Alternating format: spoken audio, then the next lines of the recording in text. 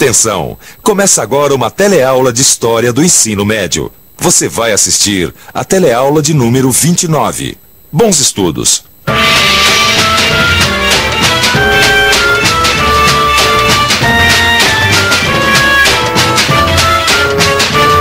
Na teleaula passada, a gente viu que o século XVIII ficou conhecido como século das luzes. Hoje, a gente vai aprender que o século XVIII também pode ser chamado de o século das revoluções.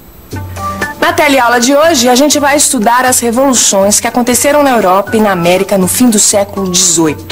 Vamos ver que essas revoluções têm a ver com o fim do poder absoluto do rei, que era a marca do antigo regime. Hoje, a gente também vai entender por que a Revolução Francesa foi um dos acontecimentos mais importantes da história do ponto de vista da cidadania.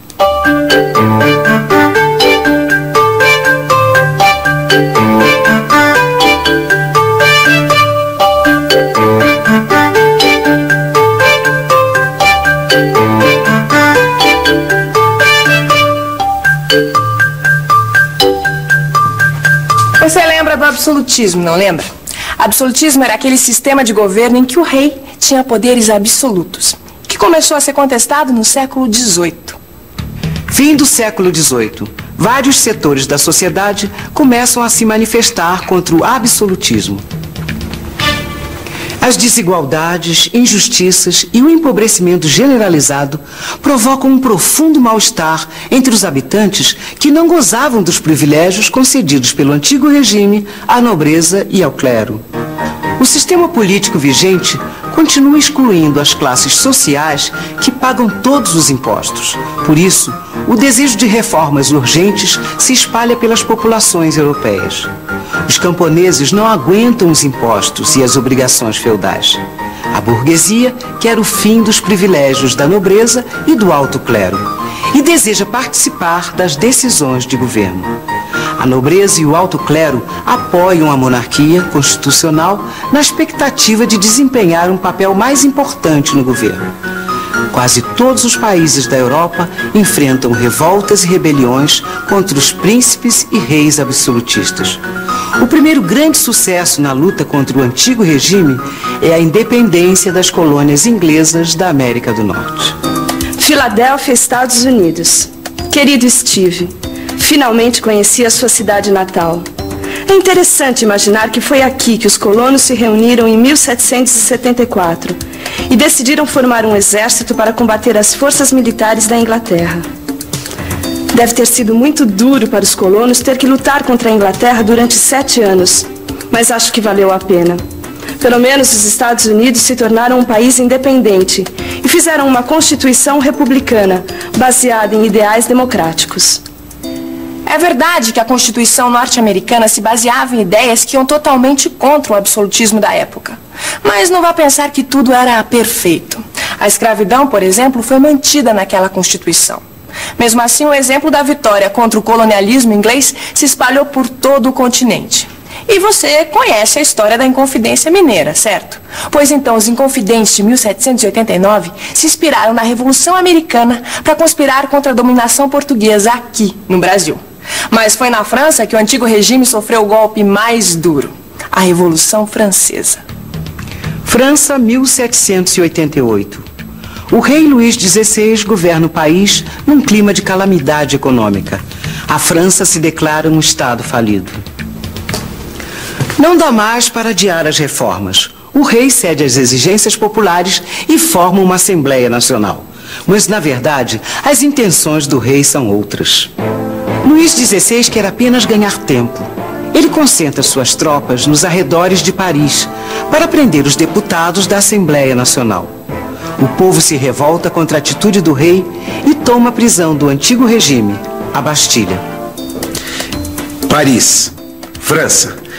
Querida Maria Antonieta, eu estou escrevendo este cartão na famosa Praça da Bastilha. Era aqui que ficava a prisão do antigo regime francês, que foi tomada pelo povo no dia 14 de julho de 1789. Hoje sobrou muito pouco da Bastilha. Mas acho que os ideais da Revolução Francesa continuam valendo tanto como antigamente. Quando você ouve a frase independência ou morte, o que isso te lembra? eu me lembro de um fato histórico que libertou o Brasil do domínio de Portugal. Do Dom Pedro I. Não foi ele que fez isso lá quando ele libertou o Brasil do Portugal? Proclamação da Independência. E se eu disser liberdade, igualdade, fraternidade, o que isso te lembra? Além da bandeira de Minas Gerais, da Revolução Francesa. Queda da Bastilha, Revolução Francesa. Liberdade, igualdade e fraternidade eram os lemas da Revolução Francesa de 1789. No fundo, esses ideais de liberdade, igualdade e fraternidade têm a ver com a cidadania, um assunto que ainda não está bem resolvido no mundo em que vivemos. E por isso mesmo, cidadania é um assunto que se discute muito até hoje. O que você acha que deve ser feito para que todo mundo tenha liberdade e igualdade de direitos? Educar a população. Uma distribuição da renda mais equilibrada, mais equitativa. Falta um pouco de humanidade nas pessoas. Muita coisa tem que ser mudada nesse país. Principalmente algumas leis que, além de não funcionarem, a impunidade é muito grande. E na época da Revolução Francesa, o que foi feito para garantir a liberdade, a igualdade, a fraternidade?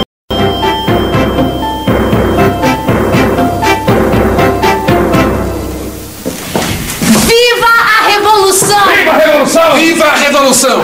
Você já está sabendo das novidades? Que novidades? A Assembleia decretou o fim da servidão, dos privilégios, dos dízimos da igreja, dos tribunais excepcionais e dos títulos de nobreza. E instituiu a igualdade no pagamento dos impostos. Viva a Revolução! Viva a Revolução! Agora o absolutismo terminou mesmo na França. E tem mais, meu amigo. Mais o quê? A Assembleia proclamou a Declaração dos Direitos do Homem e do Cidadão. E na prática isso quer dizer o quê? Isso quer dizer que acabou a tortura e acabaram as perseguições religiosas. Finalmente as ideias de liberdade, igualdade e fraternidade vingaram na França. Viva a Revolução! Viva a Revolução! A Revolução Francesa foi ainda mais longe. Ela mexeu com a estrutura do exército, do poder judiciário e até mesmo com a estrutura da igreja. Além disso, modificou o calendário. Em outras teleaulas você vai ouvir falar no brumário ou no termidor. São nomes de meses que por um breve período marcaram as datas na França. Mas, por incrível que pareça, o rei continuou no poder. O rei Luís XVI tinha tentado escapar com sua família para a Áustria, como muitos nobres já tinham feito. Mas ele foi reconhecido e acabou sendo preso. O rei foi acusado de traição. Só que graças a manobras políticas houve uma conciliação. Uma nova Constituição foi promulgada, transformando a França numa monarquia constitucional. França, 1791. O poder executivo continua nas mãos do rei. Ele pode aprovar ou vetar as leis elaboradas pela Assembleia Legislativa. E os chamados clubes políticos se mobilizam para eleger os deputados da Assembleia Legislativa. O Jornal de Marat, um dos mais importantes líderes revolucionários, incita o povo a eliminar os traidores dentro da França. O povo toma as prisões e mata membros da nobreza e do clero. Enquanto isso, exércitos franceses tomam a Bélgica, a Holanda e o norte da Itália. Esses países se proclamam repúblicas aliadas e adotam os princípios revolucionários da igualdade e da liberdade. É nesse momento que as cabeças começam a rolar. Os deputados jacobinos assumem o controle da situação, liderados por Robespierre. O nome jacobinos vem do convento onde esses revolucionários costumavam se reunir. Os jacobinos sentavam-se à esquerda e os girondinos à direita na Assembleia Popular. Por isso, até hoje, nós usamos a palavra esquerda para descrever posições políticas revolucionárias e a palavra direita para posições políticas conservadoras. Os jacobinos propuseram o fim da monarquia. Eles queriam que a França fosse uma república. E o caminho que eles escolheram para isso foi cortar a cabeça dos inimigos, na guilhotina. Inclusive a do rei Luís XVI. Olha ela aí. Sabe que a guilhotina me lembra uma música do Noel Rosa? Música do Noel Rosa? A letra é assim, olha. A verdade, meu amor, mora num poço. É Pilatos lá na Bíblia quem nos diz.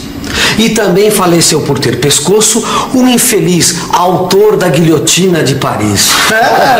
Mas sabe que essa música é verdadeira, né? Por quê? Porque o cara que inventou a guilhotina, que aliás era um médico chamado Guilhotin, acabou perdendo a cabeça no próprio invento. Pô, que interessante isso. Mas muita gente foi guilhotinada nessa época, né, Vicente? Mas sabe o que eu não entendo? O que estava acontecendo naquela época para tanta gente morrer na guilhotina? Pois é. França, janeiro de 1793. O rei Luís XVI é decapitado. No interior do país, os monarquistas se rebelam, iniciando a guerra civil. Com a morte do rei, a situação piora. A Áustria lidera uma coalizão europeia contra a França.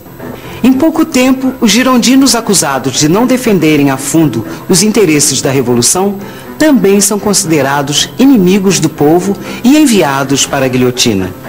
Os jacobinos tomam poder e instituem o Comitê de Salvação Pública. O comitê, presidido por Robespierre, implanta o terror jacobino, persegue nobres, girondinos e todos aqueles que contrariam suas decisões.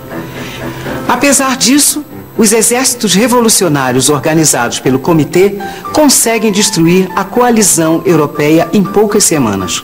Com o fim da ameaça externa, o terror jacobino já não se justifica mais. Em julho de 1794, um golpe acaba com o Comitê da Salvação Pública. Robespierre e seus companheiros são guilhotinados. É o fim do terror jacobino. Robespierre perdeu a cabeça. E um ano depois, a França ganhou uma nova Constituição. Grandes reformas foram feitas e os princípios revolucionários de liberdade e igualdade foram difundidos em toda a Europa. Mas na França as coisas não iam tão bem. O governo não conseguia manter a ordem interna, nem controlar as disputas entre os vários partidos políticos. Foi aí que um jovem e vitorioso general encabeçou um golpe de Estado e iniciou uma nova fase do processo revolucionário francês. Esse general era Napoleão Bonaparte, um nome que você com certeza já ouviu muitas vezes. Nós vamos ver o que aconteceu na França e na Europa depois que Napoleão assumiu o poder em uma outra teleaula. Por enquanto, a gente fica com a revisão. E atenção, se liga aí que é hora da revisão. Na teleaula de hoje, você viu que o século XVIII foi uma época de revoluções. Revoluções que acabaram com o absolutismo e o antigo regime. Nas colônias inglesas da América, a luta dos colonos contra a dominação britânica teve como resultado a independência e a formação dos Estados Unidos. Na Europa, a Revolução Francesa mudou o curso da história. Com o tempo, a França se tornou uma república e os ideais de liberdade e igualdade se espalharam por toda a Europa. Agora você já tem toda a liberdade de abrir o seu livro de história e estudar tudo que a gente viu hoje. Até a próxima!